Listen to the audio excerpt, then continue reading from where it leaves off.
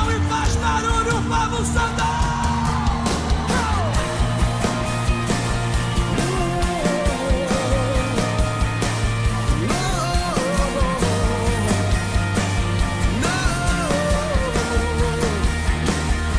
Estou subindo pra um lugar mais alto. Eu já queimei as pontes com o passado e os meus olhos vejo o futuro. Tudo novo se fez, tudo novo se faz.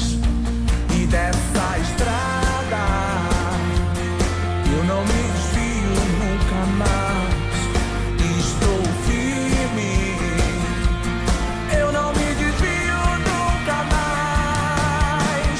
Vou avançar, eu vou crescer, ninguém vai me deter. Meu alvo é Cristo, meu alvo é Cristo.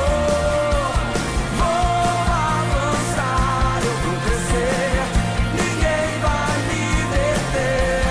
Meu alvo é Cristo, meu alvo é Cristo. Estou subindo pra um lugar mais alto. Eu já desisti de andar sozinho. Cristo vive em mim e os meus pés estão no caminho, estão no caminho. E dessa estrada eu não me desvio nunca mais. Sou firme, eu não me desvio nunca mais. Vou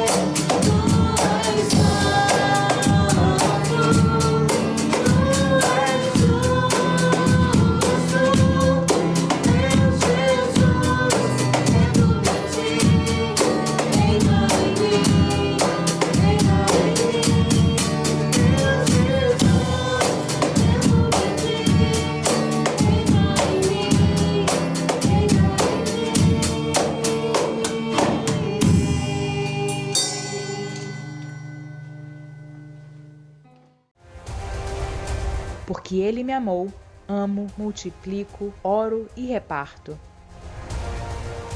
Vem aí, aguarde!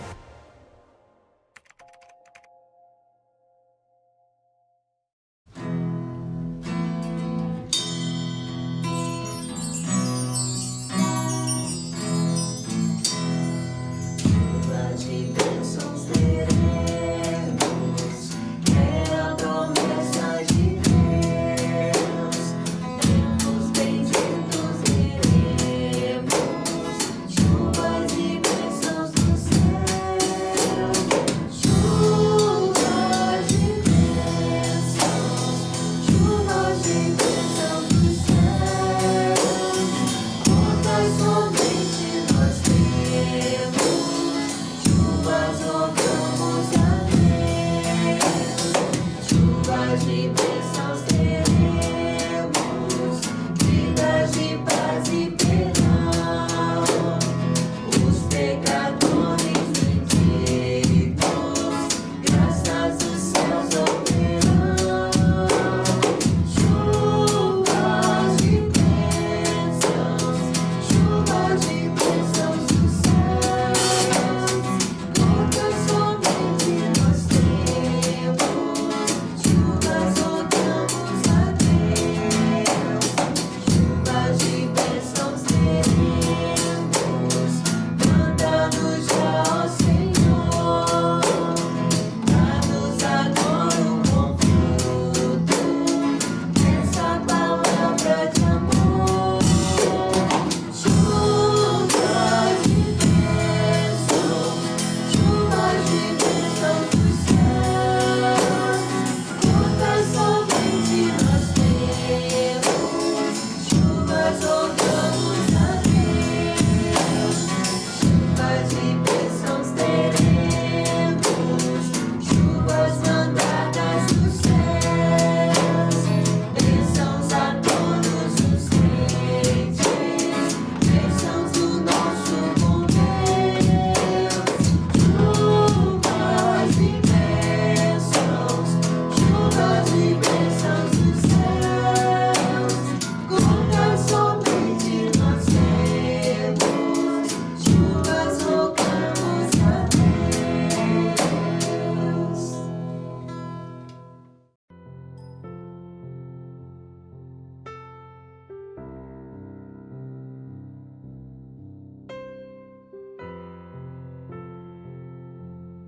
Bom dia, irmãos. Estamos aqui mais uma vez para estudarmos mais uma porção da palavra do Senhor. Sejam bem-vindos a mais uma escola bíblica dominical. Que o seu coração seja cheio do Santo Espírito do Senhor nessa manhã e que você possa estar atento para tudo aquilo que nós iremos tratar aqui nessa manhã. E hoje nós estamos dando início ao terceiro trimestre, do nosso ano na nossa escola bíblica dominical. E o tema da revista nesse trimestre que a Convenção Batista trouxe para nós é Esperança em Tempo de Quarentena.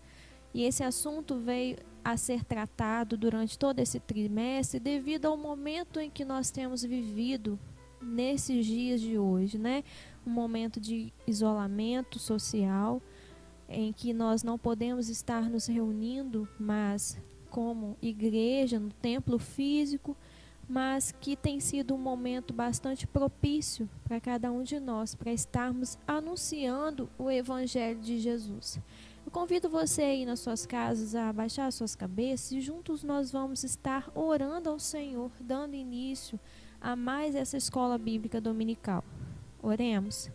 Santo Deus, amado Pai, nos colocamos na Tua presença, agradecidos ao Senhor por tudo que o Senhor tem feito por nós. Eu entrego nas Tuas mãos a vida de cada irmão, de cada amigo que está nas suas casas neste momento, acompanhando mais essa transmissão do culto da nossa igreja. Que o Senhor Jesus esteja, meu Deus, tocando o coração de cada um conforme a necessidade que existe dentro de nós, que nós possamos mais uma vez, meu Deus, estarmos atentando para a palavra do Senhor, para poder mudar o que precisa ser mudado e colocar em prática tudo aquilo que o Senhor tem falado conosco, meu Pai. Essa é a oração que nós fazemos, agradecidos ao Senhor por tudo, em nome de Jesus. Amém. Muito bem. Então, a primeira lição dessa revista, que vai tratar sobre a esperança no tempo de quarentena, é: a igreja nunca fecha. Esse é o tema da lição que nós estaremos estudando nessa manhã. E o texto base dessa lição é 1 Coríntios, capítulo 3, do versículo 9 até o 19. Eu convido os irmãos a estarem acompanhando a leitura aí comigo. Porque nós somos cooperadores de Deus, vós sois lavoura de Deus e edifício de Deus. Segundo a graça de Deus que me foi dada, pus eu, como sábio arquiteto, o fundamento e outro edifica sobre ele. Mas veja cada um como edifica sobre ele. Porque ninguém pode pôr outro fundamento além do que já está posto, o qual é Jesus Cristo. E se alguém sobre este fundamento formar um edifício de ouro, prata, pedras preciosas, madeira, feno e palha, a obra de cada um se manifestará. Na verdade, o dia a declarará, porque pelo fogo será descoberta. E o fogo provará qual seja a obra de cada um. Se a obra que alguém edificou nessa parte permanecer, esse receberá galardão. Se a obra de alguém se queimar, sofrerá detrimento, mas o tal será salvo, todavia como pelo fogo. Não sabeis vós que sois o templo de Deus e que o Espírito de Deus habita em vós? Se alguém destruir o templo de Deus, Deus o destruirá, porque o templo de Deus que sois vós é santo. Ninguém se engane a si mesmo. Se alguém dentre vós se tem por sábio neste mundo, faça-se louco por ser sábio, porque a sabedoria deste mundo é loucura diante de Deus. Pois está escrito: este apanha os sábios na sua própria astúcia. Nós estamos vivendo um tempo inédito na nossa história, na história da nossa geração. Temos visto crises em vários aspectos da nossa vida.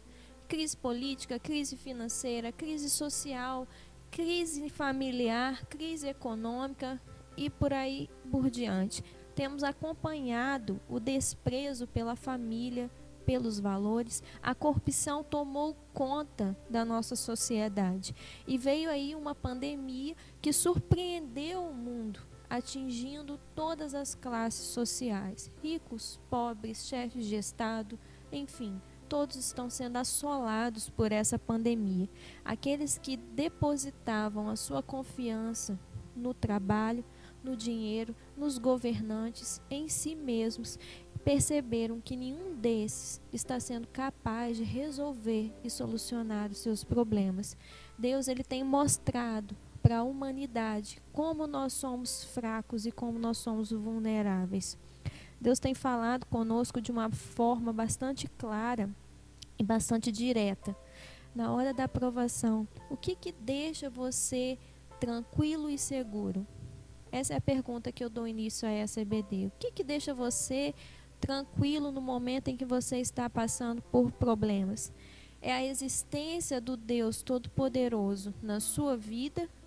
Ou é o dinheiro, o bem, ou o poder, qualquer outra coisa que seja valorizada pelo mundo que você possui? O que te traz paz e segurança no meio do problema? O problema do mundo, ele existe muito antes dessa pandemia. O problema da humanidade, ele continua e ele continuará sendo espiritual. Hoje, mais do que em qualquer outro tempo da nossa geração, nós vivemos dias extremamente difíceis, mas, apesar disso, tem sido dias em que nós temos tido oportunidades extraordinárias de, enquanto igreja, estarmos anunciando o Evangelho de Jesus, anunciando ao mundo que a maior pandemia que existe é a pandemia da alma, é a doença da alma, maior do que o coronavírus. A doença da alma é a pior doença que o homem pode possuir. Então, o maior problema que nós temos vivido não tem sido a pandemia, não tem sido o coronavírus, mas a crise espiritual que se iniciou na vida do homem lá na queda, no jardim do Éden. Eu sei que muitos de nós seres humanos, temos ansiado por uma vacina, por uma cura, por uma saída que vá solucionar esse problema que nós estamos vivendo. Mas eu gostaria de dizer para você, nessa manhã, não coloque a sua esperança em um novo remédio, em um novo medicamento, em uma vacina. Coloque a sua esperança no poder de Jesus, que é quem pode transformar vidas, que é quem realmente pode resolver o maior problema que o ser humano tem, que é o pecado. A nossa esperança, ela precisa estar firmada em Jesus Cristo. Hoje, o grande desafio da igreja tem sido mostrar ao mundo essa verdade. Mostrar que o problema maior não é o coronavírus. E que o remédio que vai resolver os nossos problemas não vai ser uma vacina. Mas é o sangue de Jesus nos lavando e nos remindo de todo o pecado. Porque maior do que a cura do nosso corpo é a cura da nossa alma. Nós já entendemos que essa é a maior cura que pode existir na vida de qualquer ser humano. Esse tempo ele mudou de maneira muito drástica as nossas vidas, a nossa rotina, a forma como nós congregávamos como igreja.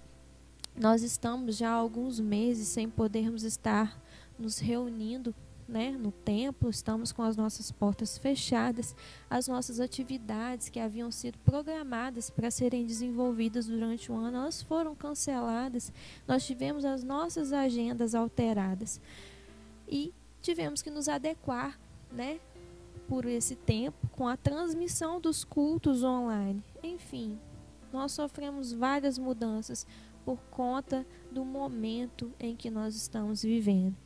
E esse tempo tem sido um tempo em que a nossa fé ela tem sido provada. Mas também é um tempo em que nós temos tido a oportunidade de mostrarmos ao mundo o que realmente significa ser igreja. De mostrarmos ao mundo que aqueles que são fiéis a Jesus, que são os verdadeiros seguidores de Jesus, continuam avançando em meio a circunstâncias contrárias. Esse tem sido o momento de nós mostrarmos verdadeiramente o que significa ser um seguidor de Jesus. Momento em que nós não podemos mais estar acolhidos, pelo calor da igreja dentro dos nossos templos, dos nossos irmãos. Nós temos que manter a nossa fidelidade com Deus em qualquer lugar que nós estivermos, ainda que nós estivermos sozinhos.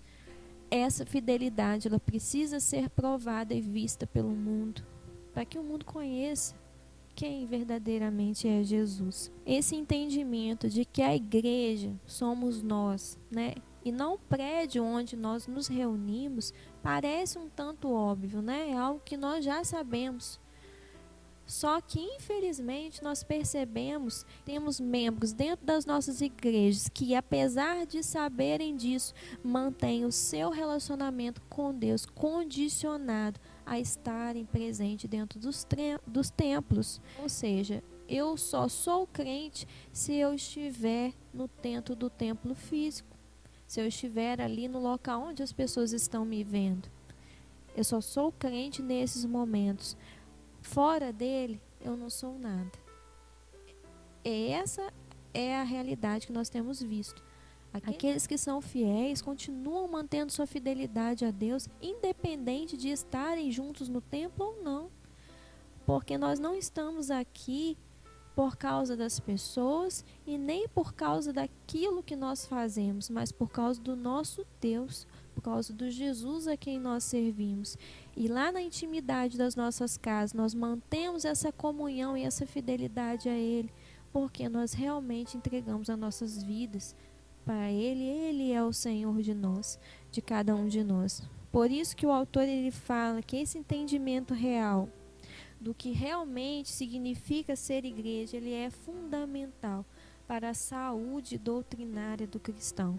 Porque quando eu entendo isso, eu não deixo de marchar, de continuar avançando em momentos como esse que nós estamos vivendo. Quando eu realmente entendo o que significa ser igreja, eu estou dizendo interiormente falando, não só através de palavras, eu continuo marchando. porque eu já entendi realmente qual é o propósito de Deus para minha vida. Eu aprendi que eu preciso ser fiel a Deus em todos os momentos, sejam bons ou ruins. E eu entendi também que eu preciso manter o meu relacionamento com Deus, independentemente das circunstâncias e das pessoas. Esse é um momento, irmãos, de nós mostrarmos ao mundo quem nós somos de verdade. Qual que é a nossa identidade como cristãos e como igreja. Esse é o momento. Vamos para o primeiro ponto. Cooperação madura e consciente. 1 Coríntios 9:1. Não vos pude falar como a pessoas espirituais, mas como a pessoas carnais. O apóstolo ele começa o capítulo 3 ressaltando a diferença entre o homem espiritual e o homem carnal. O homem carnal, ele não aceita as coisas de Deus. Ele não conhece a cruz, ele não conhece o evangelho, ele não entende. Você pode pregar, você pode ensinar, você pode demonstrar, você pode tentar convencê-lo, raciocinar com ele, mostrar evidências, mostrar provas, que não adianta. Ele não vai entender. Ele não entende porque as coisas de Deus se discernem espiritualmente. E a igreja de Corinto, ela pensava que era uma igreja espiritual.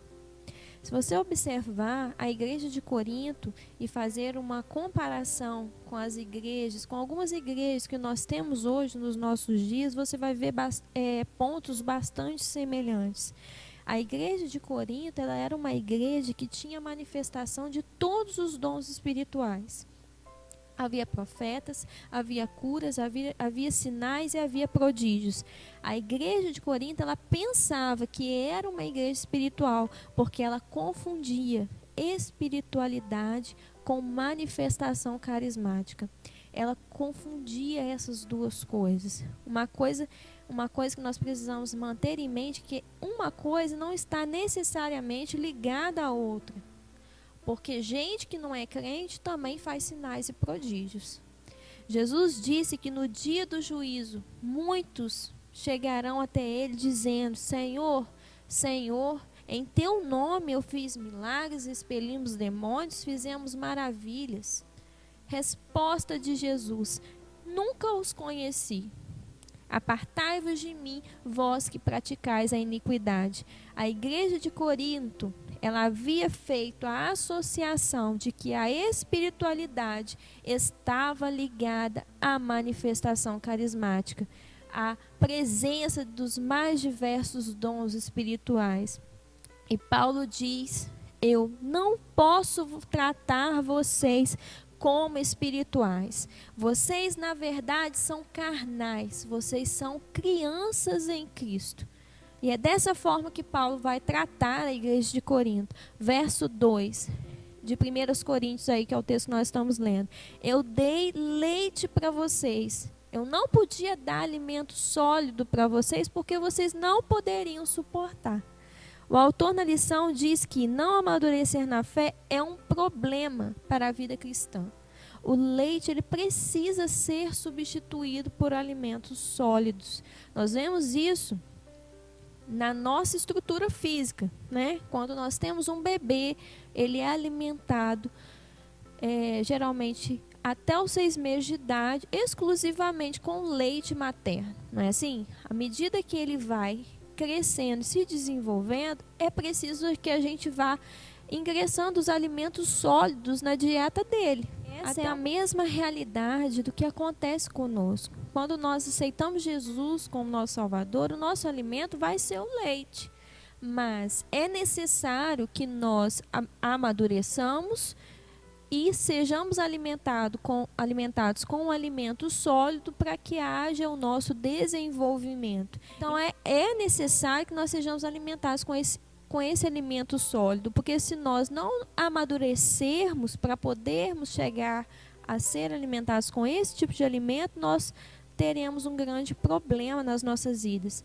E aí o autor ainda diz: isso faz parte do crescimento de forma bastante natural. Por ainda serem carnais, Paulo ele não podia aprofundar os ensinos dele para aqueles crentes da igreja de Corinto. E aí ele explica no verso 3, por que eles são carnais, né? Porque havendo entre vós ciúmes e contendas, não é assim que sois carnais e andais segundo o homem. São os não convertidos que fazem isso que vocês estão fazendo. Verso 4, quando alguém diz eu sou de Paulo e o outro eu de Apolo, não é evidente que estáis andando segundo o homem não convertido? Se vocês estão se comportando como descrentes, fazendo um fã-clube em torno dos pregadores, em torno daqueles que vocês admiram, é assim que o mundo pensa, é dessa forma que o mundo se comporta. Por isso, vocês não são espirituais, vocês são carnais, vocês precisam crescer, vocês são crianças em Cristo. A partir disso, Paulo ele vai dizer quem são, na verdade, os pregadores, que está aí no verso 5. Quem é Apolo, que vocês tanto exaltam? Quem é Paulo? Servos por meio de quem crestes. E isto conforme o Senhor concedeu a cada um. Eu plantei, Apolo regou, mas é Deus quem dá o crescimento. A pergunta é, quem é que faz a igreja crescer? Quem promove o crescimento da igreja? Um planta, o outro rega e o outro colhe. Mas o crescimento ele vem de Deus. Não é assim?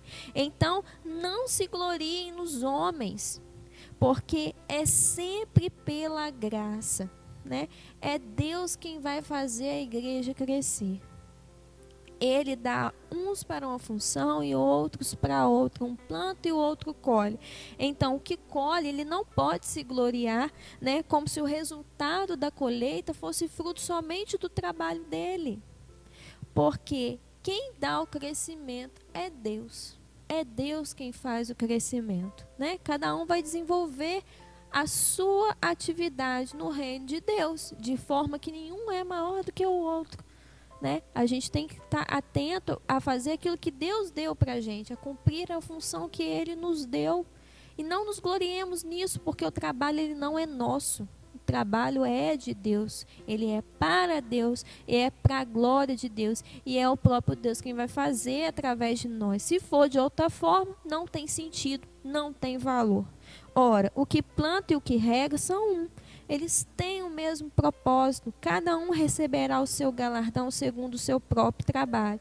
Porque de Deus somos cooperadores, lavoura de Deus, edifício de Deus sois vós. Com isso, Paulo ele coloca os obreiros no seu devido lugar. Nós somos servos, somos cooperadores. O nosso trabalho é sermos fiéis. Temos diferentes funções. Um planta, o outro rega e o outro colhe. Mas no fim e por detrás de todo esse processo, a glória é de Deus. É para glorificar o nome do nosso Deus. Porque o crescimento vem dele, não vem nosso. Isso para nós, apesar de muitos discordarem, para nós é um consolo. Aqueles que são verdadeiramente fiéis, que fazem a obra do Senhor da forma como precisa ser feita, com as intenções certas e pelos meios certos. Para nós é um grande consolo, porque às vezes nós somos muito pressionados por resultados, né? O mundo ensina a gente dessa forma, nos pressiona, né? Se a igreja tal não está crescendo em quantidade de número de membros, não é assim? Não deu a quantidade de pessoas que nós queríamos que tivesse dado naquela apresentação na igreja, ou qualquer outra coisa dessa que nós humanos pensamos. Nós achamos que a falha é nossa, não é assim? Mas se nós estamos sendo fiéis a Deus e fazendo o trabalho dele com excelência, dando o melhor que nós temos para a glória dele, nós temos o consolo e nós temos a ciência de saber que o resultado não é tarefa nossa. A nossa tarefa somente é fazer aquilo que Deus tem nos dado para fazer. E para nós isso nos consola, porque tira a pressão, né, de cima de nós. Muitos querem medir até a sua comunhão com Deus e a forma como Deus tem abençoado a vida deles somente através desses números, né? Só que aqui em 1 Coríntios nós vemos que esse resultado, isso não é tarefa nossa. Ele é resultado do próprio Deus. O crescimento é Deus quem vai dar no tempo dele. Talvez nós plantemos, nós reguemos, mas nós não vamos ver a colheita. Outro vai colher os frutos do trabalho que nós estamos fazendo hoje. Talvez nós estejamos colhendo frutos daqueles que trabalharam antes de nós. E nenhum de nós que desenvolveu qualquer função dessa nesse processo podemos nos gloriar de forma alguma, porque o trabalho ele não é nosso. Não nos gloriemos nos homens, que nós façamos tudo para a glória de Deus. A garantia de que o crescimento ele vai acontecer, essa garantia de que vai existir o crescimento, de que esse crescimento vai acontecer, é somente Deus quem pode dar. Nós, seres humanos, que somos cooperadores, não podemos dar a garantia que Deus dá. E por isso é que nós podemos descansar nele. Então, além de ser um consolo, essa verdade, ela também é um alerta para nós não nos gloriarmos, porque a glória nunca pode ser nossa. Então, em resumo, na lavoura de Deus existem os plantadores, existem os regadores e existem os colhedores, mas a colheita ela só existe porque o crescimento vem de Deus. A nossa esperança, ela precisa sempre estar firmada no Senhor. Ponto 2. Construção adequada e convicta. O último ponto de Paulo: não julguem nada antes do tempo. Você só vai conhecer os motivos do coração, o que levou aquela pessoa, aquele irmão a fazer determinado trabalho, a pregar determinada mensagem, a desenvolver qualquer atividade na igreja, no dia do juízo, quando Deus vai julgar o trabalho de cada um de nós. E aqui Paulo ele traz a figura da construção para explicar para nós essa verdade. No verso 10, segundo a graça de Deus que me foi dada, lancei o fundamento como prudente construtor. Aqui ele está se referindo à plantação da igreja de Corinto. E outro edifica sobre ele. Aqui ele está se referindo agora a Apolo e aos outros que vieram depois dele, ou seja, a liderança da igreja de Corinto. Porém, cada um veja como edifica. Então, qual que foi o trabalho do apóstolo? O apóstolo é aquele que lançou o fundamento. Os que vieram depois dele precisam edificar sobre esse fundamento. E aí o apóstolo Paulo ele vai falar de si como um construtor. Ele vai explicar a característica do seu ministério.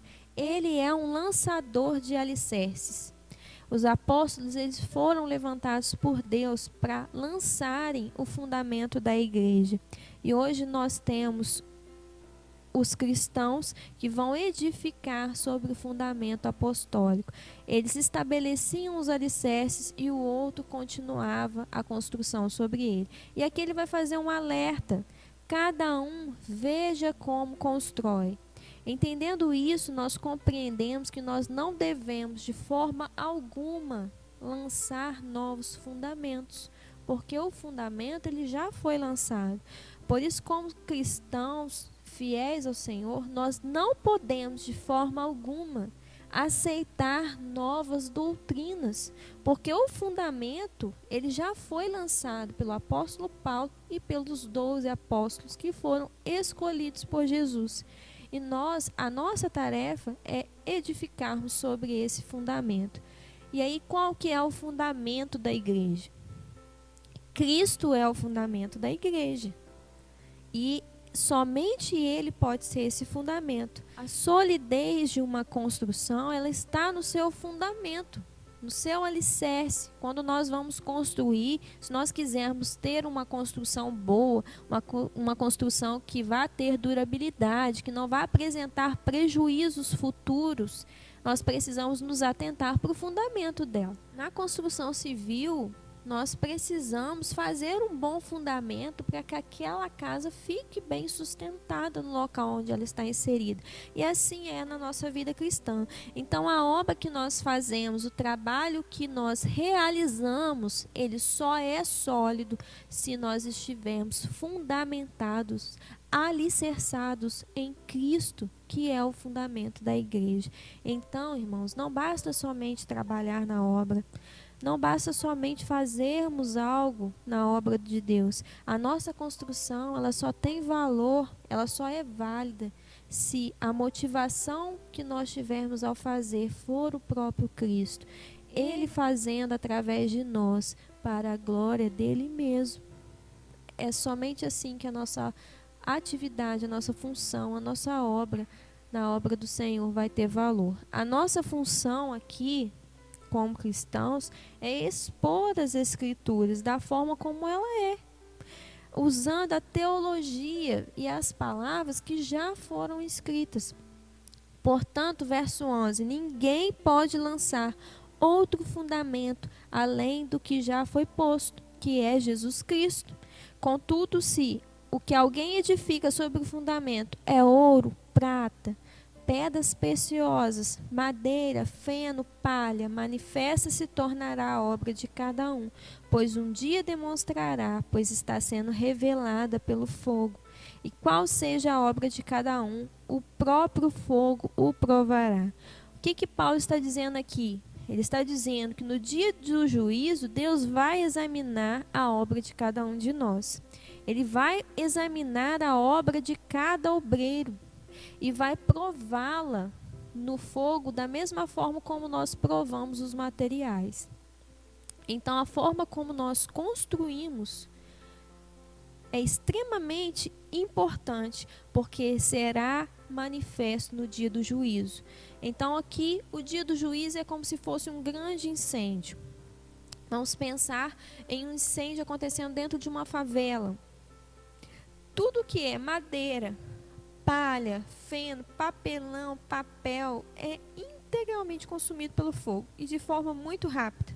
O dia do juízo é como se Deus examinasse a obra dos obreiros e dos líderes com o fogo da sua santidade, da sua onisciência, e ele revelasse a todos o que realmente motivou cada um de nós a fazermos o que fizemos aqui nessa terra, na obra do Senhor. Naquele dia manifesta se tornará a obra de cada um. E ele diz no verso 14, se permanecer a obra de alguém que sobre o fundamento edificou, esse receberá galardão. Verso 15, se a obra de alguém se queimar, sofrerá detrimento, mas o tal será salvo, todavia como pelo fogo. Ou seja, ele não vai perder a sua salvação, mas a obra que ele fez, a obra que ele construiu, se foi feita pelos motivos errados, buscando glória, pelos meios errados, tudo isso vai ser queimado no dia do juízo.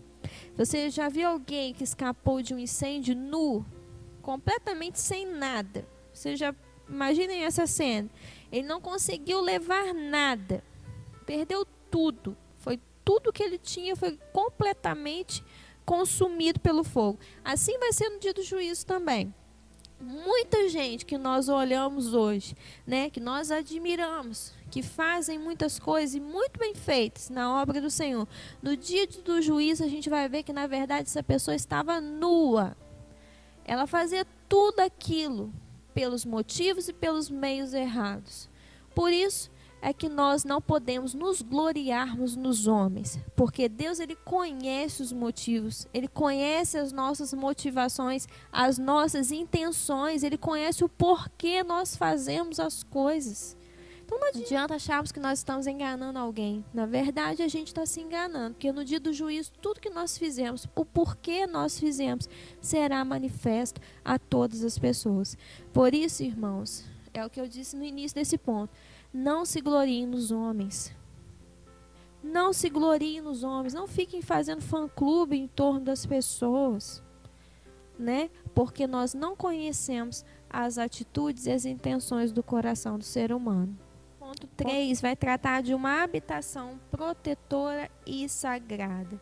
E Paulo ele vai terminar dizendo: não sabeis vós que sois santuários de Deus e que o seu Espírito habita em vós? Verso 16. É como se eles ainda não tivessem alcançado o entendimento da condição honrosa que era ser igreja de Cristo. Como se os crentes da igreja de Corinto ainda não tivessem entendido como que era honroso ser igreja de Jesus, ou seja, ser um santuário de Deus, ser a habitação, a morada do Deus Altíssimo.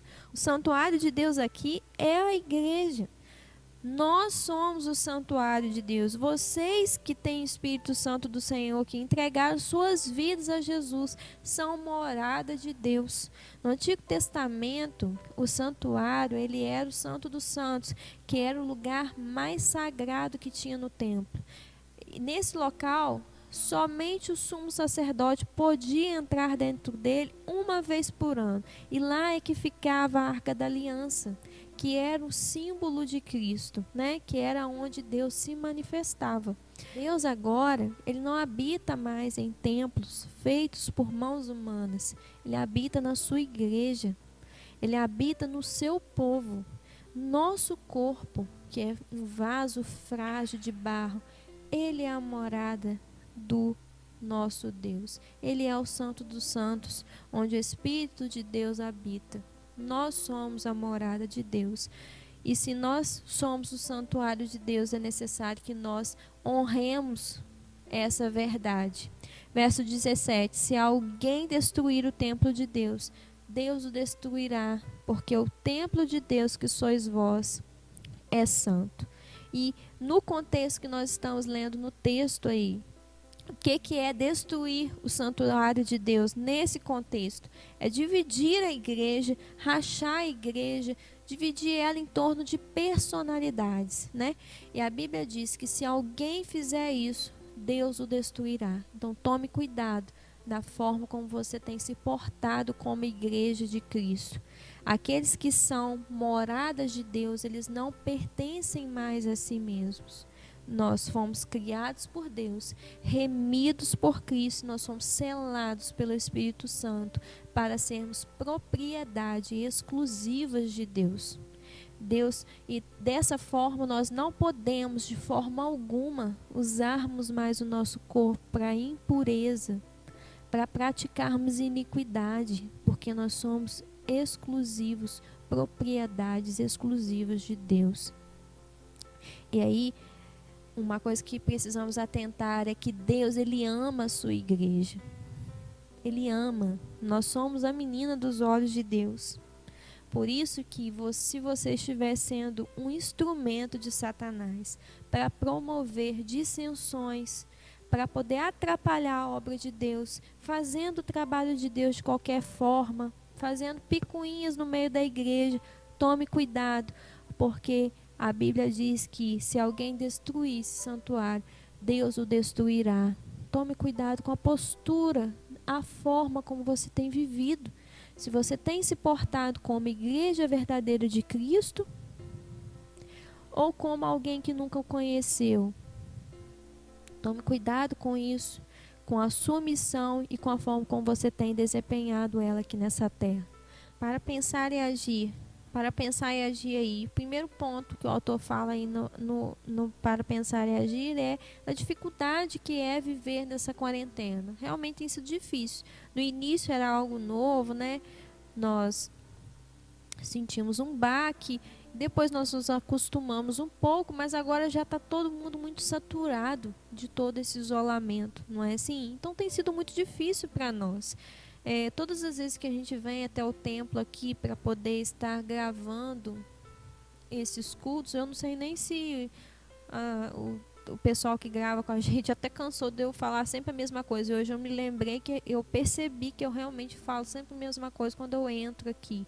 Que saudade de vir para a igreja, de estar aqui com os meus irmãos, de estarmos todos juntos aqui. É uma saudade muito grande para nós.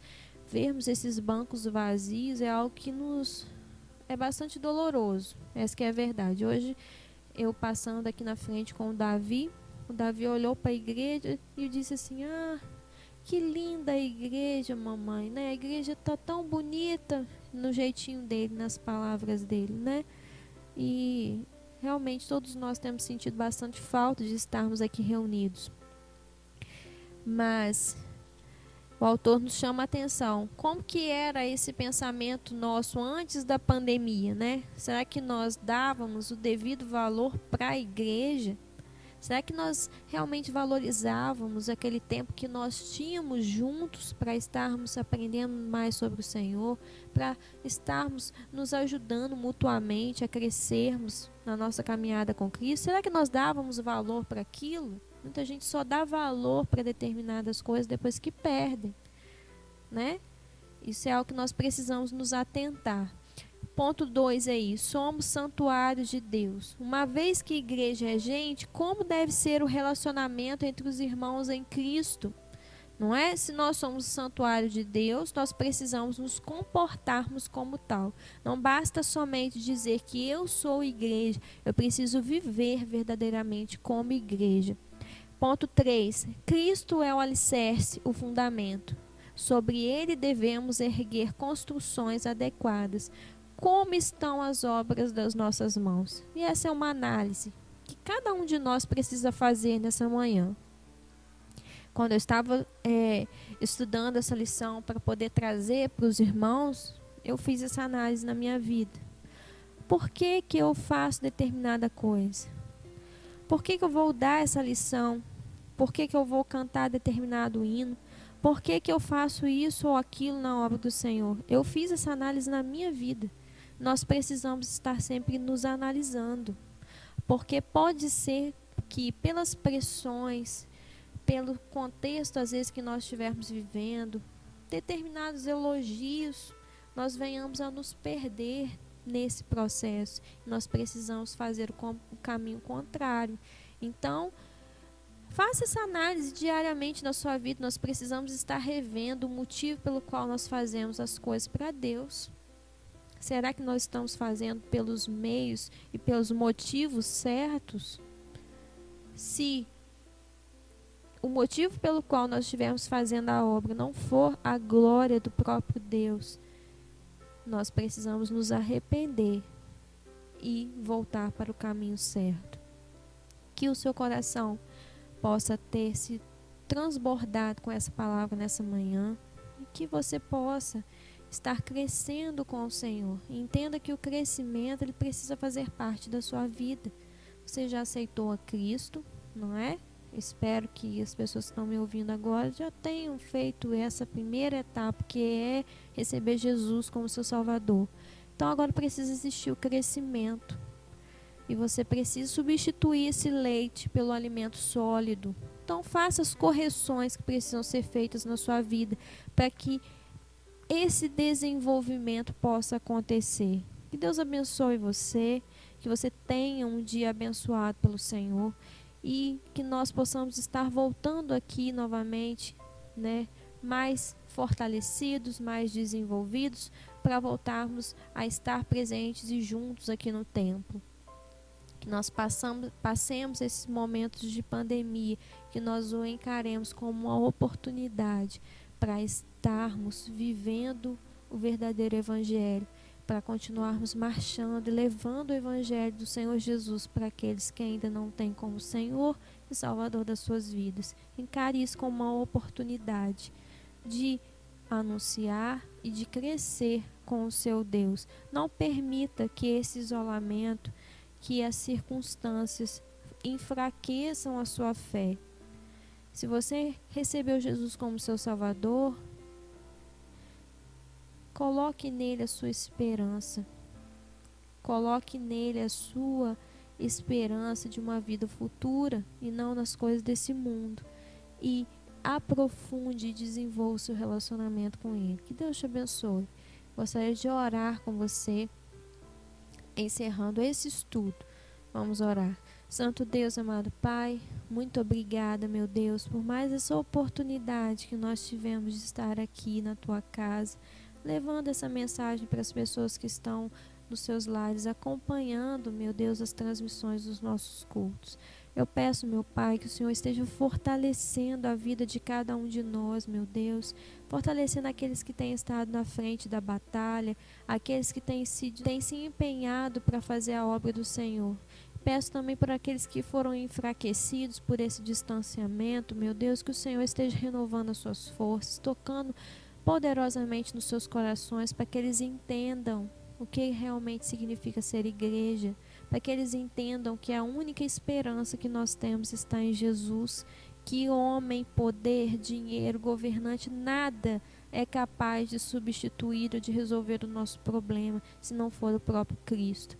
Que nós possamos estar continuando firmados no Senhor Jesus, que é o nosso alicerce, que é a nossa rocha.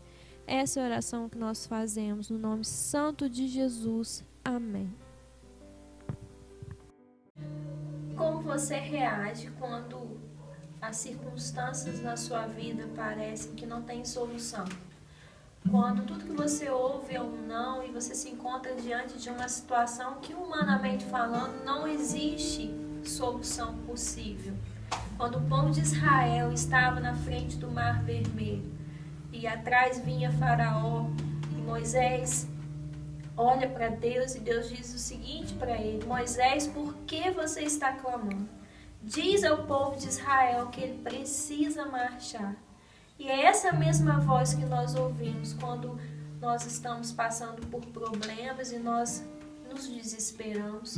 O Senhor, ele vem com o seu alento e nos manda continuar marchando. Então, vamos cantar essa canção nessa manhã, tomando posse dessa verdade, quanto igreja de Cristo, que precisamos continuar marchando em meio ao caos e em meio às circunstâncias adversas. Vamos declarar isso nessa manhã.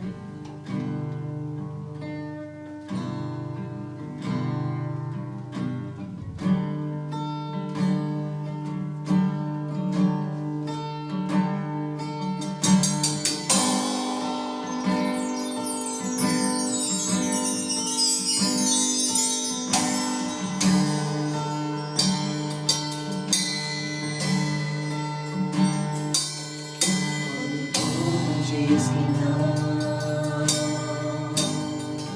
tua voz me encoraja a prosseguir.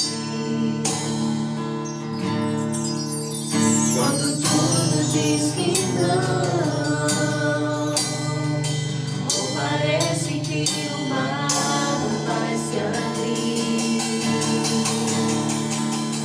sei que não estou só. Dizem sobre mim não pode se frustrar. Venha em meu favor e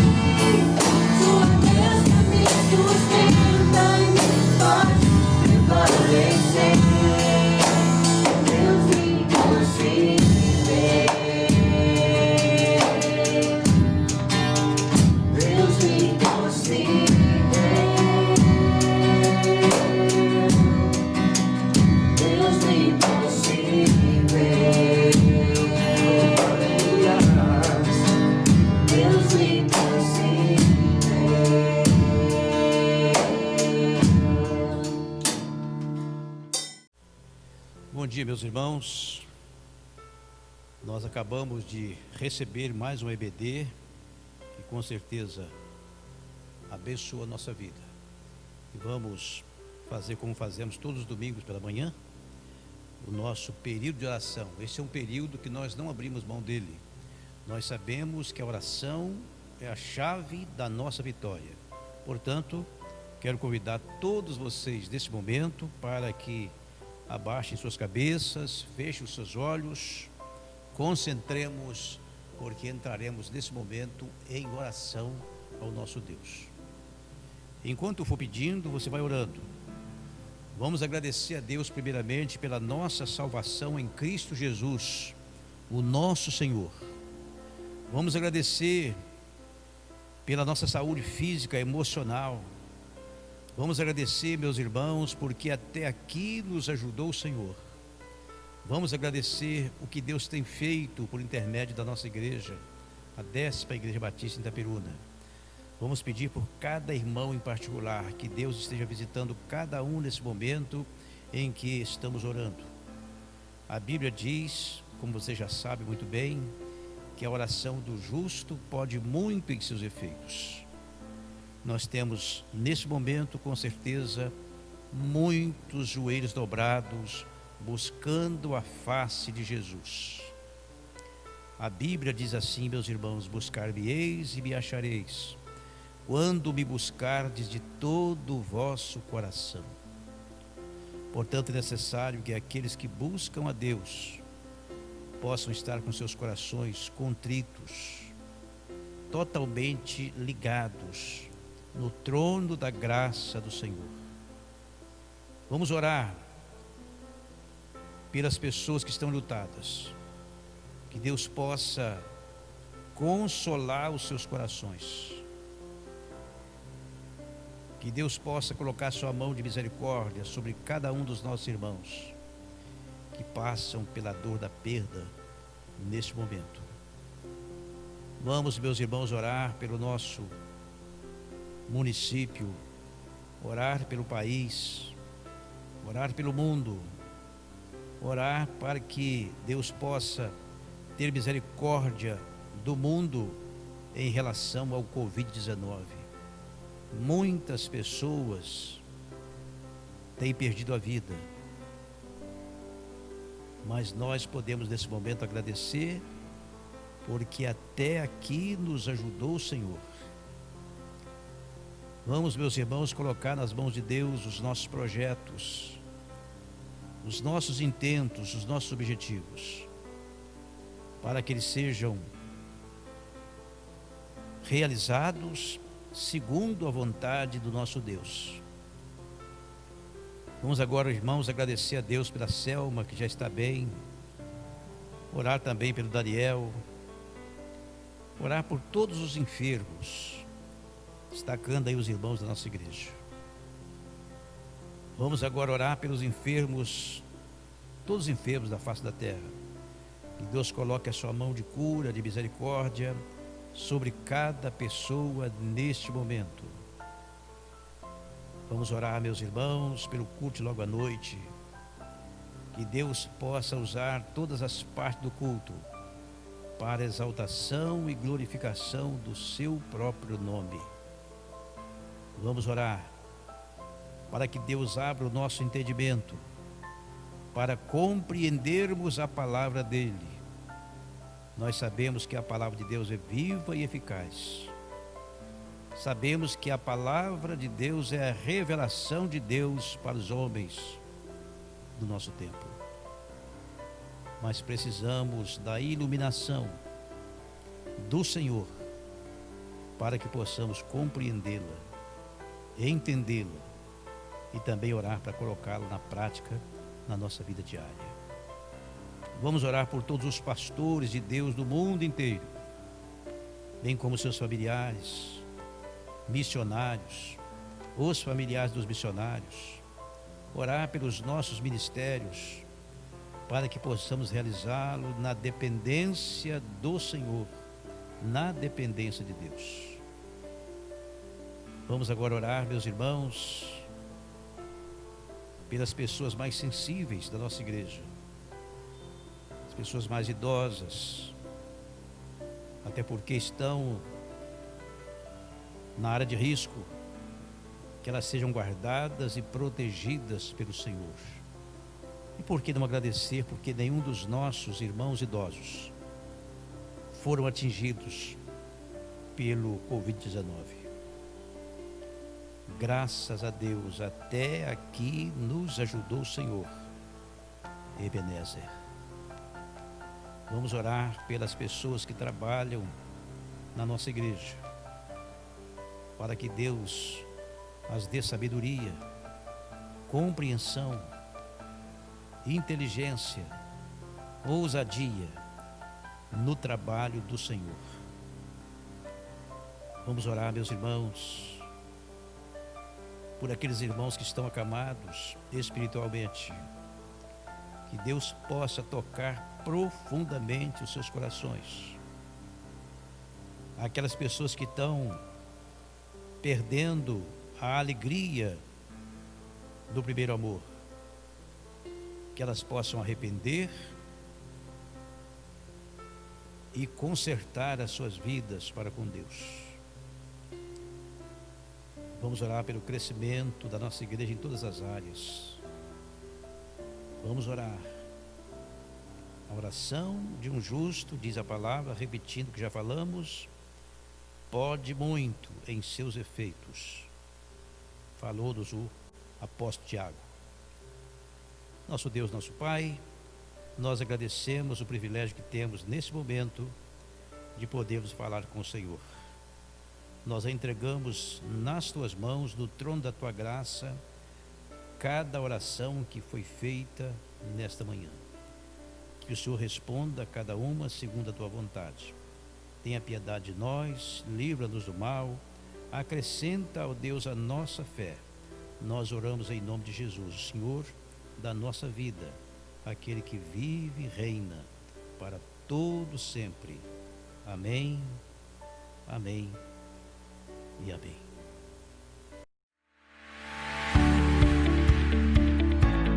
Ajudar a sua igreja a alcançar mais seguidores no canal do YouTube é muito simples. Vamos lá? Acesse o site youtube.com. Digite o nome da igreja. Clique no botão inscreva-se e pronto! Ative também o sino de notificação para você sempre saber quando um novo vídeo for postado ou quando o culto estiver online. Compartilhe este vídeo com seus amigos e vamos juntos mobilizar novos inscritos.